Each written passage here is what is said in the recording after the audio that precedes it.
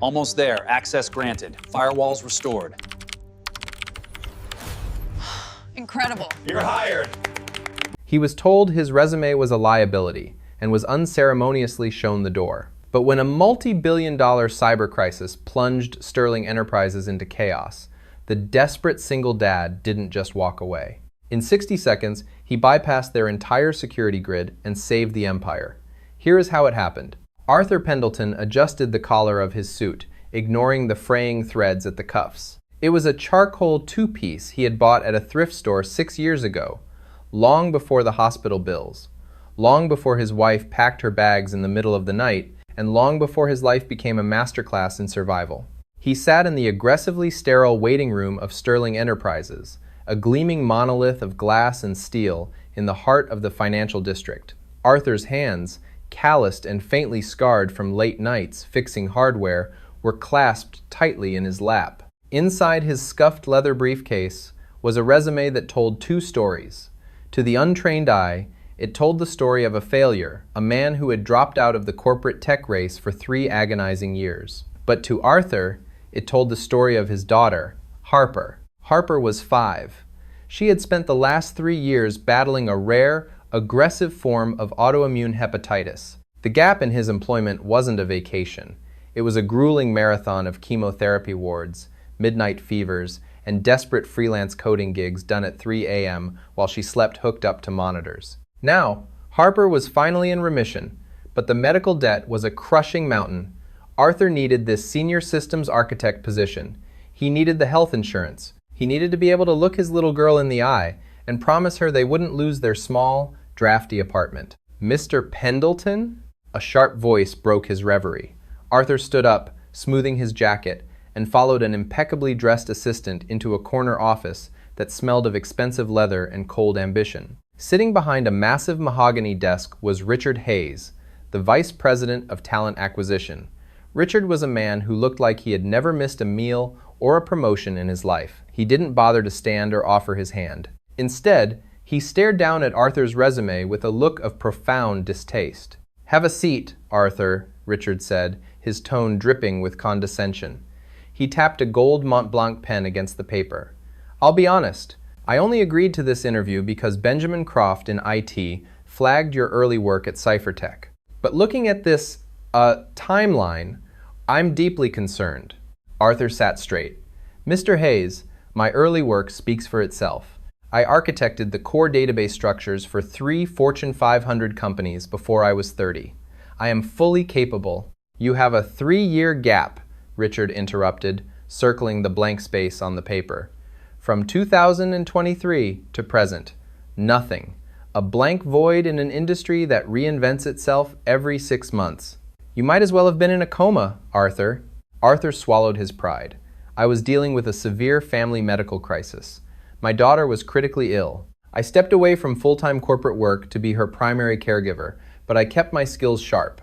I took on independent, high-level freelance contracts under NDAs. I assure you, my understanding of your back-end systems is current." Richard leaned back, steepling his fingers. His eyes swept over Arthur's faded suit, taking in the desperation Arthur was trying so hard to hide. "Sterling Enterprises is not a charity, Mr. Pendleton. We are a multi-billion-dollar data logistics firm. We need committed innovators who eat, sleep, and breathe the code. We don't have time to hold the hands of people who are rusty, distracted, or carrying personal baggage that interferes with their output." The words felt like a physical blow. Personal baggage. Harper fighting for her life was just a liability to this man. "I am not distracted," Arthur said, his voice dropping an octave, a quiet intensity burning in his eyes. "I am hungry. I will outwork any 25-year-old in this building because I have something real to lose." Richard sighed heavily, feigning exhaustion. He slid the resume across the desk, back toward Arthur. "We are in the middle of a major acquisition today, the Omnicorp merger. We need soldiers, not sob stories. I'm afraid your profile is simply a liability we cannot afford. You're dismissed, Arthur. Best of luck in your job hunt." Arthur sat frozen for a fraction of a second. The urge to yell, to explain, to beg, rose in his throat, but he choked it down. He had his dignity, even if he had nothing else. He took his resume, placed it carefully back into his battered briefcase, and stood up. "Thank you for your time," Arthur said, his voice devoid of emotion. He walked out of the office, the heavy oak door clicking shut behind him, sealing his fate. As he walked down the long, carpeted hallway, the adrenaline faded, leaving only a hollow, sickening dread. How was he going to tell Harper? How was he going to pay the specialist next week? He felt the weight of the world pressing down on his shoulders, threatening to snap his spine. He stepped into the elevator, hit the button for the lobby, and closed his eyes. The ground floor of Sterling Enterprises was an architectural marvel designed to intimidate.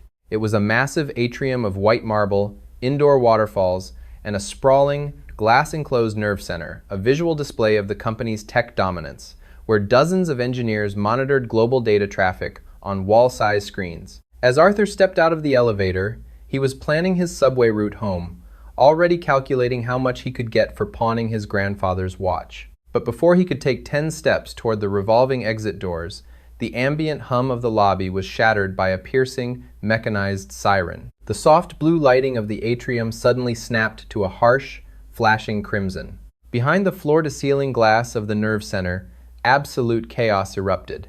Men and women in tailored suits and lab coats were practically sprinting across the room. The massive global data map on the main screen, which normally glowed with healthy green nodes, was rapidly bleeding red.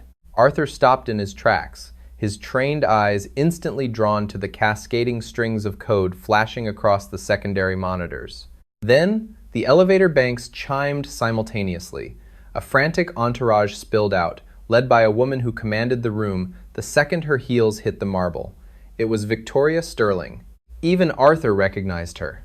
The 42-year-old billionaire CEO was an icon of ruthless efficiency and visionary tech strategy. Today, however, her normally stoic face was pale with fury. She was flanked by an entourage of panicked executives, including a sweating, red-faced man Arthur recognized from industry magazines as Benjamin Croft, the chief technology officer. "What do you mean we are locked out?" Victoria's voice cut through the alarm klaxons, echoing in the lobby as she marched toward the glass doors of the nerve center. "It's a localized logic bomb. Victoria," Benjamin Croft stuttered, wiping his forehead with a trembling hand. "Someone embedded it in the legacy framework. It triggered the exact second the Omnicorp wire transfer initiated. The system is isolating the mainframe to protect the data, but it's frozen the transfer. If we don't authenticate in the next 4 minutes, the Omnicorp deal defaults. We lose the acquisition and forfeit the $2 billion escrow." "Then bypass it," Victoria shouted, swiping her master keycard at the nerve center door. It flashed red. "Access denied. Why is my card not working?" "The system doesn't recognize anyone. It's reverted to a zero-trust lockdown." Benjamin panicked, tapping frantically on a tablet. "We have 20 engineers trying to brute force the firewall, but it's an old Unix-based architecture underneath our modern UI. The encryption is shifting too fast." Arthur stood 20 feet away, transfixed by the screens inside the glass room. He read the error codes, scrolling at a dizzying speed. Error 409, asynchronous decryption failure, protocol override, tangent actual, node 7 locked, node 8 locked. Arthur's breath hitched.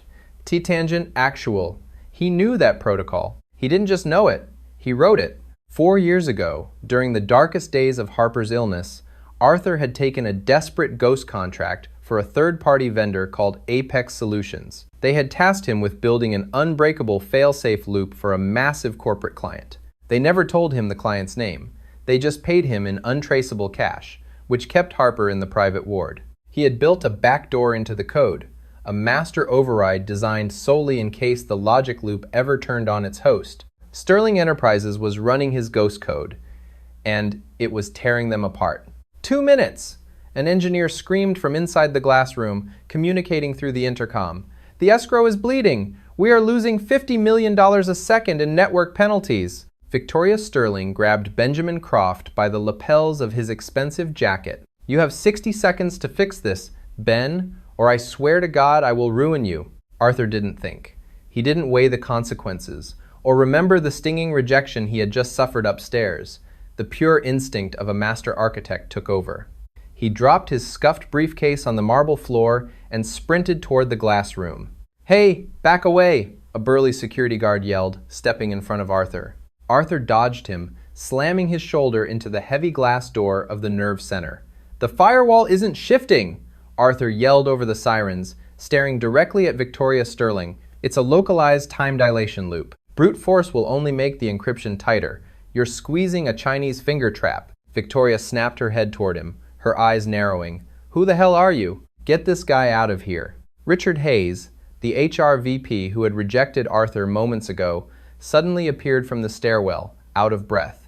"He's a rejected applicant! Security!" Two guards grabbed Arthur's arms, yanking him backward.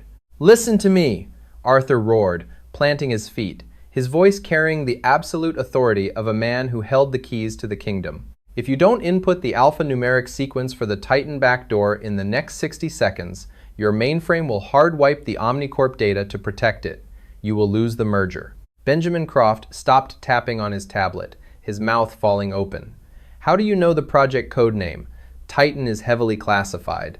"Because I built the damn failsafe," Arthur yelled, struggling against the guards. "Underneath your shiny UI, it's a Unix shell. Give me a terminal, I can stop it." "He's lying, Victoria!" Richard Hayes yelled. "He's a desperate nobody with a 3-year gap on his resume. Arrest him!" Victoria Sterling looked at the main screen. The countdown was at 45 seconds. She looked at her CTO, who was completely paralyzed by fear, and then looked into Arthur's eyes. She saw no panic, only absolute, razor-sharp certainty. "Let him go," Victoria commanded, her voice like cracking ice. "Victoria, you can't be serious," Richard started. "I said let him go," she barked. She swiped a physical emergency key on the keypad, overriding the door lock. The glass doors hissed open. "You have 40 seconds, stranger. If you break my company, I'll make sure you never see the sun again." Arthur shoved past the guards, bolted into the nerve center, and physically pushed a stunned engineer out of the main terminal chair. His hands hit the keyboard. Suddenly, Arthur wasn't a desperate, broke single father anymore. He was the maestro. His fingers flew across the mechanical keys in a blur. He didn't bother with the graphical interface. He killed it instantly, dropping the massive screen into a raw black and white command terminal. 30 seconds. Arthur typed furiously, bypassing the primary nodes, slicing through the panicked security protocols the IT team had tripped. 20 seconds. "What is he doing?" Benjamin Croft gasped, watching the terminal. "He's shutting down the cooling systems. He's going to fry the servers."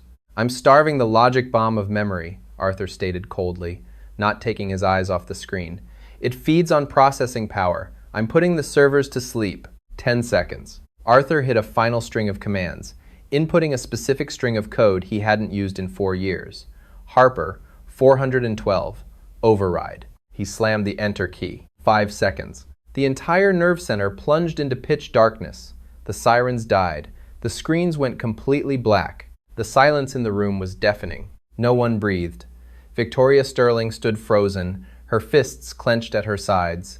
Richard Hayes looked visibly triumphant, ready to gloat that the beggar had destroyed the company. For 5 agonizing seconds, there was nothing. Then, the soft hum of the servers rebooted. The ambient lights flickered back to a calm, soothing blue. The massive wall screen snapped back to life, glowing with a brilliant, healthy green. A digital chime echoed through the room. Omnicorp acquisition. Transfer complete. Escrow secured. The room erupted. Engineers cheered, some collapsing into their chairs, others hugging. Benjamin Croft let out a breath that sounded like a sob. Arthur slowly pushed his chair back from the terminal. He let out a long, shaky breath, the adrenaline suddenly draining from his body, leaving him exhausted. He stood up, smoothed down his cheap, frayed jacket, and turned to walk out. He didn't make it to the door. Victoria Sterling was blocking his path. The billionaire CEO looked at the main screen, then down at the terminal, and finally up at Arthur. The ice in her eyes was gone, replaced by a burning, intense curiosity. "What did you say your name was?" she asked, her voice quiet but carrying across the room. "Arthur. Arthur Pendleton." Victoria turned her head slightly to glare at Richard Hayes, who was suddenly looking very pale. "Richard, why was the man who just saved my $2 billion merger walking out of my lobby with a briefcase?" Part 3. The Autopsy of a Sabotage. The silence that followed Victoria Sterling's question was heavy enough to crack the marble floor. Richard Hayes, a man who usually wielded his authority like a blunt instrument, suddenly looked incredibly small. His tailored Italian suit seemed to hang loosely on his frame as he stammered, "Victoria, The applicant's work history was highly irregular. A 3-year gap. Company policy clearly states, "Company policy," Victoria interrupted, her voice dangerously quiet. "Just cost me 10 years off my life and nearly cost this firm $2 billion. Bring him upstairs." Now, 10 minutes later, Arthur found himself sitting in the zenith of corporate power. Victoria's penthouse office was a sprawling expanse of floor-to-ceiling glass overlooking the sprawling metropolis. There were no frayed edges here, no thrift store compromises. It was a room built for conquerors. Arthur sat rigidly on a white leather sofa, his scuffed briefcase resting by his worn shoes. Across from him, Victoria poured 2 glasses of sparkling water from a crystal decanter. She handed one to Arthur and took the leather chair opposite him. Benjamin Croft, the CTO, stood nervously by the window, while Richard Hayes hovered near the door like a chastised schoolboy. "Let's skip the corporate pleasantries, Mr. Pendleton," Victoria said, crossing her legs, her sharp, calculating eyes locked onto him. "You just bypassed a military-grade encryption lockdown in under a minute using a ghost protocol my own IT department didn't know existed. You claim you built it. I want the truth, and I want it now. If you planted that logic bomb to extort us, the police are waiting downstairs." Arthur met her gaze without flinching. "I didn't plant a bomb, Miss Sterling. I built a fire door. 4 years ago, I took a blind freelance contract through a third-party vendor called Apex Solutions. The parameters were highly specific. Build an asynchronous fail-safe loop that could isolate a Unix-based mainframe in the event of a catastrophic core corruption." Benjamin Croft scoffed loudly from the window, wiping his brow. "That's absurd. Sterling Enterprises has never done business with a vendor called Apex Solutions. We build everything in-house." "He's lying to cover his tracks, Victoria. He hacked us." Arthur turned his head slowly to look at the CTO. "If I wanted to hack you, Benjamin, I wouldn't have targeted your front-facing UI. I would have bled your DNS servers dry while you were sleeping. I built the Titan protocol to save the system, not destroy it. But someone took my fire door, weaponized the code, and attached it to a logic bomb designed to trigger the moment the Omnicorp escrow initiated." Victoria's eyes narrowed. "Why would you take a blind contract from a shadowy vendor? A man of your apparent skill level should have been working at a top-tier firm." Arthur looked down at his calloused hands. The anger and the adrenaline were fading, leaving behind the raw, exhausting reality of his life. "Because top-tier firms don't let you work from a pediatric oncology ward," Arthur said quietly. The room went completely still. Richard looked away, suddenly finding the doorframe fascinating. "My daughter, Harper, was diagnosed with a severe autoimmune disease 3 years ago," Arthur continued, his voice steady but laced with a profound, quiet grief. "She needed round-the-clock care, specialized treatments, and chemotherapy. I had to quit my position as a lead architect. The medical bills wiped out my savings in 6 months. Apex Solutions offered me $100,000 in untraceable cash to write the code remotely. No questions asked. I didn't care who they were or what they were doing. It paid for Harper's treatments. She went into remission last month." He looked up, locking eyes with Victoria. "I came here today begging for a job because I need the health insurance to keep her alive. Your VP of Talent Acquisition told me my daughter's survival was a liability and threw me out." Victoria slowly turned her head toward Richard Hayes. The look on her face was one of absolute, terrifying disgust. "Is that true, Richard? You dismissed a master-level systems architect because he took time off to save his dying child?" "Victoria, the resume was a massive red flag," Richard pleaded, stepping forward. "We need dedicated." "Shut your mouth!" Victoria snapped, the command echoing off the glass walls. She turned back to Arthur. "Mr. Pendleton, if what you are saying is true, it means someone inside this building hired Apex Solutions to build that back door and then modified it to tank the Omnicorp merger today." Arthur nodded. "Exactly. It was an inside job." "Can you prove it?" she asked. Arthur looked at the sleek laptop sitting on Victoria's desk. "Give me access to the root directory logs. The logic bomb had a deployment signature. Code leaves fingerprints. Miss Sterling. Whoever armed the bomb left a trace." Victoria pushed her personal laptop across the desk. Do it. Victoria, wait, Benjamin Croft interjected, stepping away from the window, his face flushed. You can't let an unvetted outsider access the root logs. That violates every security protocol we have. The Omnicorp auditors will have our heads. Benjamin, Victoria said coldly, the Omnicorp auditors are currently celebrating a successful merger because of this unvetted outsider. Sit down. Arthur pulled the laptop onto his lap. His fingers hovered over the keyboard for a fraction of a second, feeling the familiar, comforting logic of the machine. Then he went to work. He bypassed the standard operating system entirely, pulling up the raw command terminal. The screen reflected in his eyes as lines of green text cascaded down the black background. The logic bomb was dormant, Arthur explained as he typed, his voice shifting into a clinical, professional cadence. It was waiting for a specific trigger. The trigger was the escrow wire transfer. But to embed a sleeper program that deep into the legacy mainframe, the saboteur needed executive-level administrative credentials. A board member? Victoria asked, her posture rigid. Or a C-level executive, Arthur replied. He ran a decryption algorithm against the deployment log. I'm isolating the timestamp of the bomb's integration. It wasn't planted 3 years ago when I wrote the code. It was planted exactly 48 hours ago, right before the merger was finalized. Benjamin Croft swallowed audibly. He took a step toward the door. I need to go check on the IT team. Make sure the servers are fully stabilized. Stay exactly where you are, Ben, Victoria ordered, not taking her eyes off the screen. I've got the internal IP address, Arthur announced. The rapid clicking of the keys stopped. He hit enter one last time. A single line of text remained isolated on the screen. He turned the laptop around to face Victoria. The credentials used to authorize the logic bomb belong to the Chief Technology Officer, Arthur said softly. The IP address matches the private terminal in Benjamin Croft's office. The air in the room seemed to vanish. Victoria stared at the screen, then slowly stood up. She walked around the desk, her heels clicking methodically on the hardwood floor until she was standing inches away from her CTO. Ben, she said, her voice dropping to a dangerous whisper, you have been with this company for 8 years. You championed the Omnicorp merger. It's a setup! Benjamin shouted, his voice cracking with panic. He pointed a trembling finger at Arthur. He framed me! He wrote the code, he triggered it, and now he's manipulating the logs to make himself look like a hero.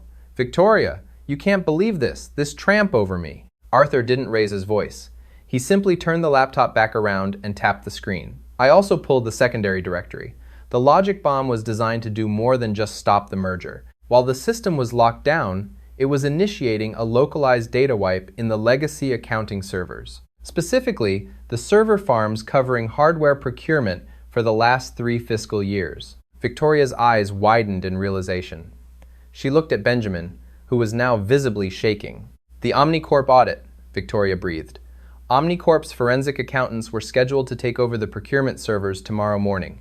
She stepped closer to Benjamin. What did you do, Ben? How much did you steal? Benjamin backed into the glass wall, looking trapped. Victoria, please. The hardware budgets, they were bloated anyway. I just skimmed the overflow. It was a victimless. He choked on his words, realizing he had just confessed. How much? Victoria demanded, her voice echoing like a gunshot. Benjamin closed his eyes. 40 million. A heavy, suffocating silence fell over the office. The golden boy of Sterling Enterprises, the man who commanded a multi-million-dollar salary, had tried to destroy a $2 billion merger just to cover up his own embezzlement. He had hired Apex Solutions years ago to build a backdoor, keeping it in his back pocket, and then weaponized Arthur's code when the walls started closing in. Victoria walked over to her desk and pressed a button on her intercom. Security. I need a full team in my office. Contact the Financial Crimes Division of the FBI and have them meet us in the lobby. Benjamin sank to the floor, burying his face in his hands. Victoria then turned her attention to Richard Hayes, who was pressed against the doorframe, trying to make himself invisible. Richard, Victoria said, her tone devoid of any warmth, you dismissed the man who wrote the architecture of our fail-safes. You failed to recognize world-class talent because you were too busy judging a gap on a piece of paper. You lack vision, you lack empathy, and you lack competence. Victoria, I was just following standard HR parameters. You're fired, she stated simply. Clear out your desk. If you aren't out of the building in 15 minutes, security will throw you out exactly like you tried to throw Arthur out. Richard opened his mouth to argue, but the look in the billionaire's eyes told him his corporate life was entirely over. He turned and fled the office without a word. As the security team rushed in to haul away a sobbing Benjamin Croft, Victoria Sterling walked back over to the white leather sofa. She looked down at Arthur Pendleton, the single father in the frayed suit, who was quietly packing his grandfather's watch back into his worn briefcase.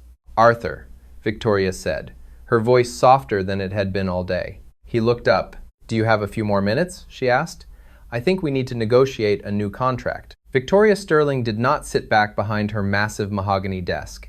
Instead, she remained on the white leather sofa opposite Arthur, stripping away the physical barriers of corporate hierarchy. The room was still vibrating with the aftershocks of Benjamin Croft's spectacular downfall and subsequent arrest, but Victoria's focus was entirely on the quiet, unassuming man in the frayed charcoal suit. "The senior systems architect position you applied for pays $140,000 a year," Victoria began, her voice steady and echoing slightly in the vast penthouse. "It comes with standard health benefits, 2 weeks of vacation, and a reporting structure that would have buried you under 3 layers of middle management."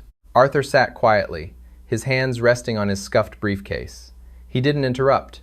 He knew how this game was played, even if he hadn't sat at a table like this in over 3 years. "Given what I have just witnessed," Victoria continued, leaning forward, "putting you in that role would be an insult to your intellect and a massive liability to my company. You understand the foundational architecture of this firm better than the man I was paying 7 figures to run it. Benjamin's betrayal has left a massive crater in our infrastructure. The Omnicorp integration begins on Monday, and my entire C-suite is currently bleeding from a self-inflicted wound." She paused, pouring herself another glass of sparkling water, though she didn't drink it. "I don't need a senior architect, Arthur. I need a chief information security officer, someone who answers to absolutely no one but me. Someone who knows how to build fire doors and, more importantly, knows how the people trying to burn the building down think." Arthur looked at the sweeping view of the city skyline through the glass. The sun was beginning to set, casting long, golden shadows across the metropolis. "You're offering a C-level executive position to a man who walked into your lobby with a 3-year employment gap and a thrift store suit. I am offering a C-level executive position to the man who saved my legacy," Victoria corrected sharply. "I don't care about the gap on your resume, Arthur. I care about the fact that when the sky was falling, you were the only person in the building who didn't look up and scream. The salary is $800,000 a year, with a heavily weighted equity package that vests post-merger. But I imagine the money isn't the primary negotiation point for you." "It's not," Arthur said softly. He finally let go of his briefcase and leaned forward, his posture shifting from a desperate applicant to a peer. "My daughter, Harper, is treated at the Johns Hopkins Children's Center in Baltimore. She has a team of 4 specialists. She is in remission, but the protocol requires experimental immunosuppressants that most insurance providers classify as elective or non-formulary. They cost $12,000 a month out of pocket. I also have nearly $400,000 in outstanding medical debt." Victoria didn't blink. "Sterling Enterprises is entirely self-insured for our executive tier. If you sign the contract, Harper will be moved to our Platinum Plus tier by midnight. Every specialist, every experimental drug, every helicopter transport she might ever need will be covered 100%. As for the debt, I will authorize a $500,000 signing bonus, wired to your account by tomorrow morning. You can pay off the hospital, burn the receipts, and start fresh." Arthur felt a physical weight, one he had carried for over 1,000 agonizing days, suddenly lift from his chest. It was so abrupt, so entirely overwhelming, that he had to look away for a moment to hide the sudden moisture in his eyes. He had spent 3 years drowning, fighting for every single breath, and suddenly he had been pulled onto the shore. "There is one more condition," Arthur said, his voice thick with emotion, but his resolve absolute. "I will rebuild your security grid. I will integrate the Omnicorp mainframe, and I will make your servers bulletproof. I will work 80-hour weeks, if that is what the code requires. But if the hospital calls, if Harper spikes a fever, if her blood panels drop, If she simply needs her father, I drop everything. I walk out of the room, whether it's a Tuesday afternoon or the middle of a board meeting, and I don't come back until she is safe. Full remote capability, no questions asked, no approvals needed. Victoria extended her hand across the glass coffee table. You proved today that you can save this company from a hospital room if you have to, Arthur. You have a deal. Arthur looked at her hand, a symbol of a new life, and took it. Her grip was firm, matching his own. An hour later, Arthur walked out of the gleaming glass doors of Sterling Enterprises. The security guard who had tried to tackle him earlier practically saluted him as he passed. The evening air of the city hit his face, cool and sharp. He didn't hail one of the black town cars waiting by the curb. Instead, he walked down the block and descended the concrete stairs into the subway station. The ride back to his neighborhood in Queens felt surreal. The rhythmic clacking of the train cars over the tracks was the same sound he had heard that morning when he was planning how to pawn his grandfather's watch. Now, that sound felt like a victory march. He climbed the stairs of his pre-war apartment building, the familiar smell of boiled cabbage and old floor wax greeting him in the hallway. He unlocked the door to his drafty, one-bedroom apartment. Mrs. Higgins, the elderly woman from down the hall who watched Harper for a few dollars an hour, was asleep in the armchair by the television. In the corner of the small living room, a makeshift bed was set up, surrounded by air purifiers and a basket of plastic medical vials. Arthur quietly woke Mrs. Higgins, pressing a $50 bill into her hand, the last of his physical cash, and thanked her. Once she had shuffled out, Arthur walked over to the bed. Harper was sleeping soundly, her small chest rising and falling in a steady, peaceful rhythm. Her pale blonde hair, finally growing back after the grueling rounds of chemotherapy, fanned out across the pillow. Arthur knelt beside the bed, carefully setting his battered briefcase on the floor. He gently brushed a stray lock of hair from her forehead. She stirred, her blue eyes fluttering open. She blinked sleepily at him, a small smile spreading across her tired face. "Daddy?" she whispered. "Did you get the job?" Arthur felt a tear finally break free, tracing a hot path down his cheek. He leaned down and kissed her forehead, pulling the blankets up snugly around her shoulders. "I did, sweetheart," Arthur whispered back, his voice trembling with a joy he hadn't known in years. "I got the job. We're going to be okay now. Daddy fixed the system, and the system is going to take care of us." 6 months later, the landscape of Sterling Enterprises had fundamentally changed. The Omnicorp merger was a historic success, largely due to the flawless, impenetrable back-end architecture designed by the new Chief Information Security Officer. Arthur Pendleton no longer wore thrift store suits. He stood in his custom-built corner office on the 60th floor, wearing a perfectly tailored navy blazer. The office didn't smell of cold ambition.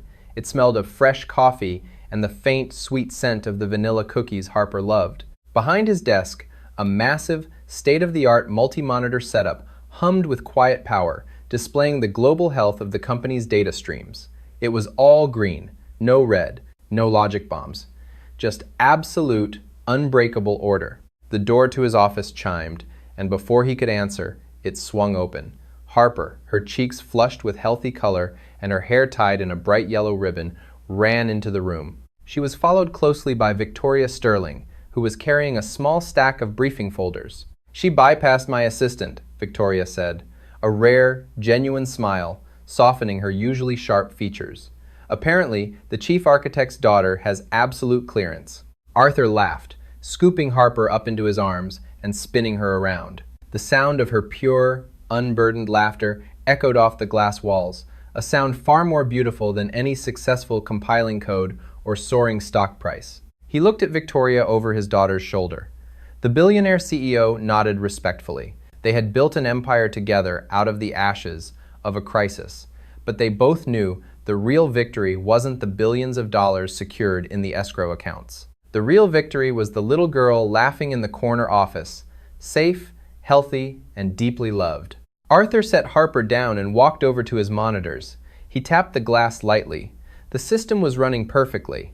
He had built the fail-safes, he had weathered the storm, and finally, after years of standing in the dark, Arthur Pendleton had written a program for a beautiful life. Arthur's journey from a desperate, dismissed applicant to the savior of a billionaire's empire proves that true brilliance cannot be erased by a gap on a resume. Driven by a father's relentless love, He turned corporate sabotage into his ultimate redemption. In the end, Arthur didn't just rewrite the security code of a multi-billion-dollar enterprise, he successfully rewrote the future for himself and his daughter. Hi, my name is Shalom Royal Hunger, the owner and manager of Shalom Royal Hunger. After watching the video, a single dad was dismissed in the interview until he solved the CEO's crisis in seconds. I'd really like to know what you think. How did this story make you feel? What stayed with me most was the reminder that people are often underestimated because of their circumstances, instead of being recognized for their ability and character. The single dad in this story carried responsibility, pressure, and probably a lot of quiet stress. But when the moment came, he stayed calm and proved his value through action instead of words. I think that's something a lot of people can relate to in real life. Do you think the interviewer judged him too quickly because he was a single father? Or do people often overlook talent when someone's life looks complicated from the outside? And if you were in his situation, would you have walked away after being dismissed, or stayed and proved yourself? Stories like this remind us not to underestimate others, and to keep showing up even when people fail to see our potential right away. If this story connected with you in some way, I'd really love to hear your thoughts in the comments. And if you enjoy emotional stories about resilience, family, and unexpected moments of redemption, feel free to like and subscribe only if you'd like to see more.